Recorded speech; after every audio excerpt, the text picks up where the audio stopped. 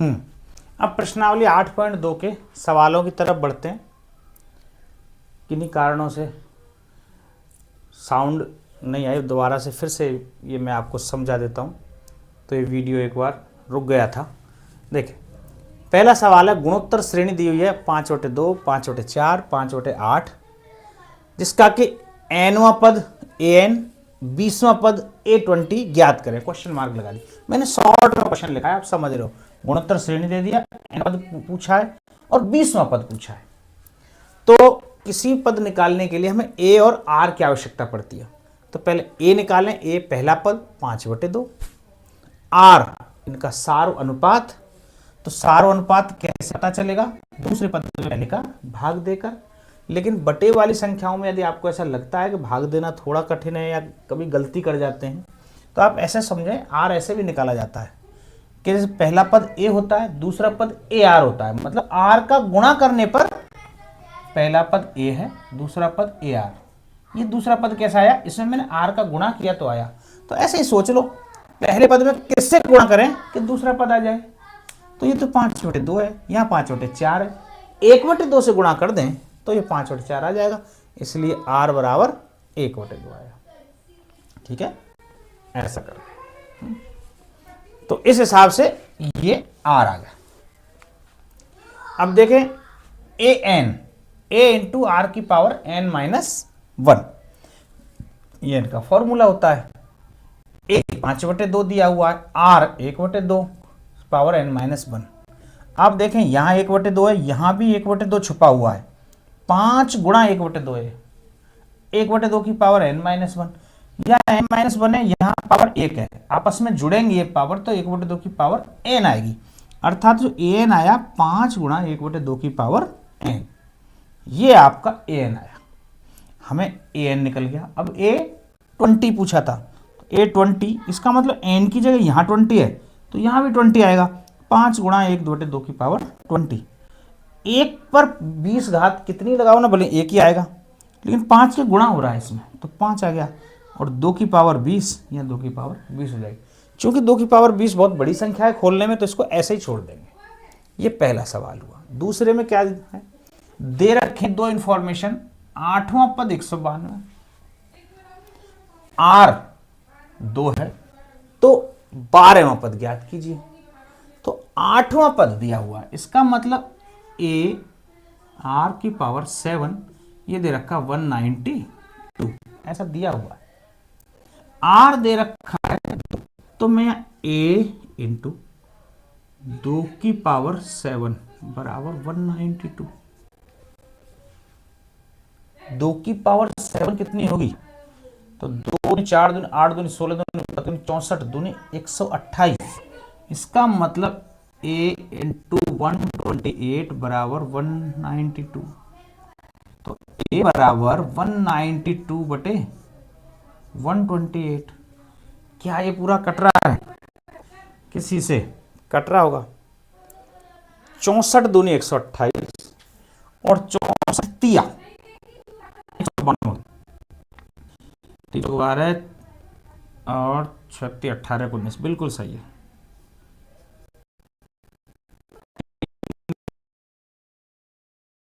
Double है, ये 64 का ट्रिपल है, 64। आपसे डायरेक्ट ऐसे 64 का याद नहीं आएगा, आपको 4 से 2 से 6 से कितनी बार भी काटेंगे। लास्ट फाइनल आंसर 3/2 है। तो a आया 3/2, r दिया हुआ ये 2। हमें निकालना क्या था? a12, जो कि होता है a r की पावर 11। तो a हमारे पास है 3/2, r है मेरे पास 2 और उसकी पावर है 11। तो आप देखेंगे यहां तो पावर 1 है, ऊपर है पावर 11। तो यहां पे तो आपस में देखो घातें जुड़ गई थी, क्यों गुणा हो रहा था, लेकिन यहां 2 नीचे की साइड में है, तो ये घात 1 घट हो जाएगी। 3 गुणा 2 की पावर 10 हो जाएगी। 2 की पावर 10 हम जानते हैं पॉइंट नहीं है, दरअसल मैं हमेशा पॉइंट लगा देता हूं, दरअसल गुणा है, आप समझें इस पॉइंट को, पॉइंट नहीं समझने है ना।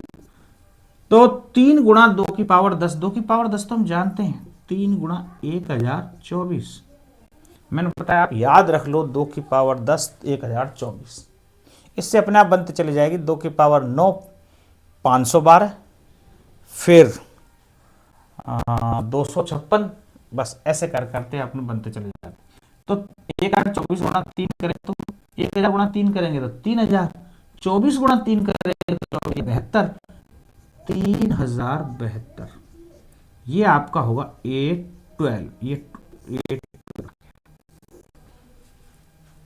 ये पहला सवाल, ये दूसरा सवाल, आपके 2 सवाल पूरे कंप्लीट। नोट करें, फिर एक्स्ट्रा आगे बढ़ें। अब देखिए तीसरा सवाल, इसमें कुछ इंफॉर्मेशन दे रखी है। 3 पद दिए हुए हैं, A5, 5वां पद P है, 8वां पद Q है, 11वां पद S है, ऐसा दिया हुआ है। तो दिखाइए P² बराबर QS। मैंने S को जानबूझ ऐसा बनाया, यदि मैं ऐसा बनाता 5 जैसा लगता है ना, तो आपको दिख जाएगा कि S अलग है, तो इसलिए मैंने S इस टाइप का S बना दिया है। तो आप समझे P² बराबर QS प्रूव करना है।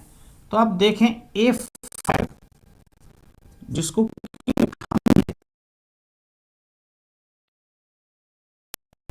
P, A8, आप A8 को देखें जिसको कि लिख सकते हैं AR की पावर 7, और इसकी वैल्यू दे रखी है Q। A11 को मैं लिखूंगा A,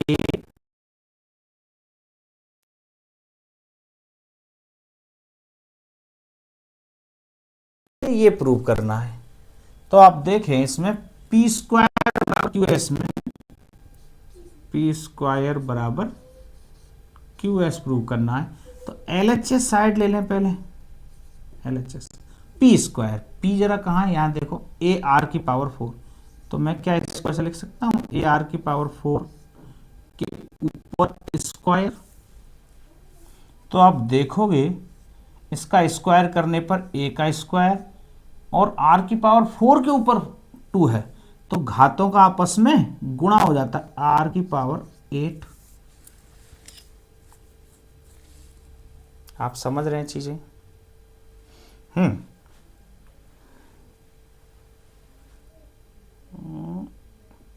P², कुछ मिस्टेक की है अपन ने, PQS। 1 मिनट, क्वेश्चन में देख लेता हूं, मुझे कुछ ऐसा लग रहा है कि गड़बड़ है। 5वां 8वां PQS, Q² बराबर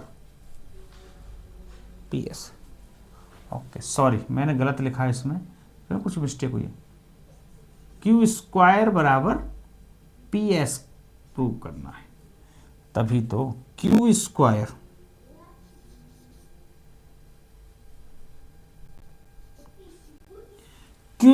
बराबर PS प्रूव करना है। तो Q क्या है, AR पे पावर 7, तो AR 7 का स्क्वायर करेंगे तो A का स्क्वायर R की पावर 7 का स्क्वायर, तो घातों का गुणा हो जाता है, 7 दूनी 14। ये हमारा LHS आएगा। और RHS क्या है, राइट हैंड साइड, ये है P इंटू S। तो P क्या है, AR की पावर 4 इंटू S क्या है, AR की पावर 10। इनका आपस में गुणा करें तो A और A का गुणा हुआ तो A², R की पावर 4 और R की पावर 10 का गुणा किया तो घातें आपस में जुड़ जाती हैं, R की पावर 14। अपन देखेंगे दोनों बराबर हैं, अर्थात LHS साइड बराबर RH, यही प्रूव करना। तो तीसरा सवाल हमारा ये ऐसे। चौथे सवाल को मैंने पूरा लिखा है, तो आप समझें क्या चीज है इसमें। किसी गुणोत्तर श्रेणी का चौथा पद उसके दूसरे पद का वर्ग है। चौथा पद मतलब आप समझ रहे हैं, चौथा पद होता है A4। दूसरे पद का वर्ग है मतलब दूसरा जो पद है इसका स्क्वायर कर दूं मैं तो चौथा पद प्राप्त होगा, ये कहा गया है, ये इंफॉर्मेशन दे रखी है, ये हमारे पास दिया है, ये इंफॉर्मेशन दे रखे हमारे पास, तथा प्रथम पद -3, एक बार और कर दिया, a इक्वल टू -3। तो सातवां पद ज्ञात कीजिए। हमें कोई भी पद ज्ञात करने के लिए a और r दोनों का पता होना जरूरी है। a दे रखा है, r कहां से आ रहा है, यहां से निकालते हैं, जरा देखें। a4 को लिख सकता हूं मैं a r की पावर 3 बराबर a2 को लिख सकता हूं मैं a r और इसके ऊपर स्क्वायर, तो इसका स्क्वायर a r क्यूब बराबर a स्क्वायर स्क्वायर। आप देखेंगे यहां तो a स्क्वायर है, यहां a है, ये एक a से एक कट जाएगा, केवल एक a इधर बचेगा। इधर देखें r स्क्वायर है, यहां r क्यूब है, तो ये पूरा स्क्वायर, ये एक घात यहां r बचेगा केवल, अर्थात r बराबर a इसमें आया हमारे पास। तो इससे तो ये पता चला कि r और a आपस में बराबर है। तो a मेरे पास -3 है, इसका मतलब इन दोनों का मान क्या हुआ, -3। ये दोनों -3 के बराबर हुए। हमें पद क्या याद करना है, सातवां पद। तो सातवां पद क्या है, a7, जिसको कैसे लिखते हैं, a r की पावर 6। तो a है मेरे पास -3, r है मेरे पास -3, इसकी पावर 6, अर्थात -3 की पावर 6 और -3 की पावर 1, तो मैं ये कह सकता हूं -3 की पावर पूरे पे 7 लगा दे। चूंकि माइनस पर विषम घात है तो ये ब्रैकेट हट जाएगा, माइनस ही आएगा सर जो भी आए, और 3 की पावर 7 लिख सकते हैं, इतना ही छोड़ दें, पूरा हल करने की जरूरत नहीं है। 3 की पावर 7 शायद बहुत ज्यादा बड़ी आएगी संख्या, इसलिए a7 जो आएगा क्या आया, -3 की पावर 7। समझ आया? ये तीसरा और चौथा सवाल हुआ।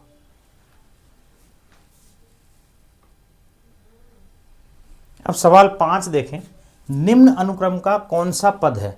इसमें 3 सवाल दिए हुए हैं, जिसका पहला a लिख रहा हूं मैं। इसमें अनुक्रम है 2√2 4 ... 128, अर्थात अपन ये समझें क्या क्या चीज गिवन है मेरे पास। 128 कोई टर्म है, मतलब ये कोई nवां पद है, हमें निकालना कौन सा पद, अर्थात n ज्ञात करना है। तो इसकी इंफॉर्मेशन जो जो दे रखी है वो लिखते हैं सबसे पहले। तो ये इस जीपी में 2, ये तो हो गया मेरा a। अब निकालें r, जैसे इस टाइप के में आपको r निकालने में फिर दिक्कत, मैंने आपको एक बहुत बढ़िया तरीका बताया। इस 2 में किससे गुणा करेंगे, 2√2 बन जाए, तो 2 तो पहले है, √2 से गुणा कर दे तो 2√2 बन जाएगा, अर्थात मेरा r √2 हो गया। n तो मुझे ज्ञात ही करना है, ये an गिवन है, nवां पद 128। इसका मतलब an का फॉर्मूला लगाना है, an बराबर a इंटू r की पावर n-1। तो an तो हो गया 128, ये है मेरा 2, r है 1। तो 2 से तो ये 128 सीधा कट रहा है, 2 × 12 और 2 × 8, और √2 की पावर n-2। थोड़ा सा √2 आपको अजीब लग रहा है, मैं इस √ को भी हटा दूं तो मैं यहां लिख सकता हूं √2 को 2 की पावर 1/2, क्योंकि √2 बराबर होता है 2 की पावर 1/2। मतलब ये √2 को लिखने का तरीका है, √2 लिखो या 2 की पावर आधी लिखो, एक ही बात है। आधी यूं लिखा है क्योंकि ऊपर इसके ऊपर पावर लग रही है, तो इनका आपस में गुणा होगा। तो 64 ये 2 की पावर है, इसका मतलब 64 भी 2 की कुछ पावर ही होगी। तो यहाँ 2 की पावर कितनी होगी, 2 2 4 2 8 2 16 2 32 2 64, 2 की पावर 6 बराबर। और आप 1/2 का इससे गुणा करेंगे तो 2 की पावर n-1/2 ये आ जाएगा, क्योंकि इस पावर के ऊपर पावर लग रही तो आपस में गुणा होगा। तो दोनों के बेस सेम हो गए, बेस सेम हो गए, इसका मतलब ये हुआ कि n- 1/2 बराबर 6 है। तो n माइनस 1, 6 दूनी 12, तो n की वैल्यू निकल के आएगी -1 12 1 13। इसका मतलब ये 13वां पद होगा जो 128 है। ये 5वें का ए क्वेश्चन। इसी का एक बी देखें एक बार। अब इसी प्रकार से बी क्वेश्चन है, जरा देखें। यहां पहला पद दिया गया है √3। आर कितना कैसे निकालेंगे? √3 में किससे गुणा करेंगे 3 बन जाए, तो √3 से गुणा करेंगे तो 3 बनेगा। और यदि ये बात समझ नहीं आती तो जरूरी नहीं पहले में ही गुणा करो, अब दूसरे में कितने से गुणा करेंगे तीसरा बन जाए। 3 तो यह है, √3 से गुणा हुआ है तो 3 √3 हुआ। तो आप इसमें भी गुणा करके देख सकते हैं, ऐसा कुछ नहीं है। तो r बराबर √3, ये सबसे बेस्ट तरीका है r निकालने का। आप गुणा करके देखें बजाय भाग देने के। तो ये r निकला। n ज्ञात करना है, तो कौन सा है? n गिवन है आपको कि 729, ये 729। तो वापस से वही an बराबर a इंटू आर की पावर n माइनस 1। n तो दे रखा है 729, है आपका √3, r है √3 की पावर n माइनस 1। जब ये दोनों के दोनों बराबर हैं a और r, n माइनस 1 है, एक पावर यहां है, तो ये √3 की पावर n हुई 729 बराबर √3 की पावर n हो गई। लेकिन ये तो √3 की पावर नहीं निकाल पाएंगे ना, तो ये √3 फिर से गड़बड़ हो रहा है। जैसे √2 को हम 1/2 लिखते हैं, तो यहाँ 3 को भी 3 की पावर 1/2, √3 को हम लिख सकते हैं 3 की पावर 1/2, यही होता है। इसका मतलब इसकी पावर 1/2 लिखेंगे तो 729 बराबर 3 की पावर n/2 हो जाएगी, क्योंकि n का गुणा हो जाएगा। अब ये 3 की पावर है तो डेफिनेटली ये भी 3 की पावर ही रही होगी। यहीं पे लिख देता हूं मैं 729। तो आप देखें कितनी पावर रही होगी, कैसे अंदाज लगे। अब आप कैसे ज्ञात कर पाओगे इसको, तो एक सरल तरीका मैंने आपको बताया। आपको यदि गुणा हो जाए तो बहुत अच्छी बात है। 3 3 3 9 27 81 243 729, तो मतलब 3 की पावर 6 आएगी। लेकिन मैंने तो निकाली, आप कैसे निकाल पाओगे, इसका एक तरीका है। मुझे 3 की पावर निकालनी है, 3 से भाग दें इसको, 3 6, 1 3 चौके 12, 3 तिया 9, फिर 3 से भाग दें, 3 8 24, 3 एकम 3, फिर 3 से भाग दें, 3 दूनी 6, 3 सत्ते 21, फिर 3 से भाग दें, 3 नाम 27, फिर 3 से भाग दें, 3 तिया 9, फिर 3 से भाग दें 1। ये कितने 3 है, काउंट करो, 1 2 3 4 5 6, 6 3 आए हैं। इसका मतलब है 3 की पावर 6 हो। तो n/2 इधर 6 है और बेस दोनों का सेम है, तो n/2 बराबर कह सकता हूं 6 है। तो n का मान 6 दूनी 12, अर्थात 12 पद रहे होंगे तब जाके ये 729 बनेगा। ये हुआ बी सवाल। अब एक और बचा है इसमें सी। अब जरा वो भी लिख के बताते हैं। ये इस 5वें का सी तीसरा क्वेश्चन। 1/3 1/9 1/27 फिर 1/19 ऐसा दे रखा है। तो देखो पहला पद तो 1/3 साफ लिख रहा है। आर, मैं आपको बता दिया आर कैसे निकालते हैं, आसानी से निकाल, भाग देने की कोशिश नहीं करनी। किसका गुणा करें इसमें कि 1/9 बन जाए, 1/3 है, 1/3 से गुणा कर दें 1/3। अब यहां पे n कौन सा पद याद करना है मुझे, ए एन यहां साफ साफ लिखा हुआ 1/19 तो मुझे ए एन का फॉर्मूला यूज करना, ए एन बराबर ए इंटू आर की पावर n माइनस 1। तो ए 1/3 टू आर 1/3 की पावर n माइनस 1, तो आप समझ 1/n ये 19,683। तो 1/3 1/3 इसका मतलब ये हुआ इस पूरे पे 1/3 पे पूरे पे पावर n लगाई जा सकती है, क्योंकि दोनों एक पावर यहाँ है, ये n-1 जुड़ गई। अब ये भी 1/3 की कोई पावर ही है, तो 3 की पावर है 19,683। मैंने आपको बताया था अभी कैसे निकालेंगे, बड़ी संख्या है 19,683 है, 3 की पावर के रूप में आएगा। तो आप यहां से देखें 3 की पावर 600 729 होती है? तो इसकी मदद आप ले सकते हैं। तीछिंग 18, एक बचा 3 पंजे 15, एक बचा तीछिंग 18, एकम 3,